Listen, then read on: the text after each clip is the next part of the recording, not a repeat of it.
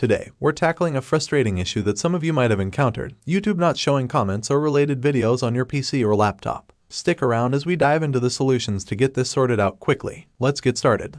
Solution number 1. Reload the web page. Press the F5 key on your keyboard to give it a quick reload. If that doesn't do the trick, manually refresh the page and see if the comments and related videos make a comeback. Solution number 2. Disabling browser extensions.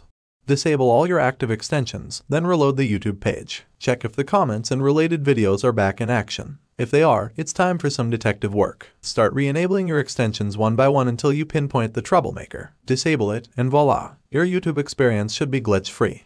There you have it, a quick and straightforward guide to fix the issue of YouTube not showing comments or related videos on your PC or laptop. Whether it's a simple refresh or a more in-depth extension investigation, these steps should have you back to enjoying your favorite content in no time. If you found this video helpful, don't forget to hit that like button, subscribe for more tech tips, and ring that notification bell. Until next time, happy YouTubing!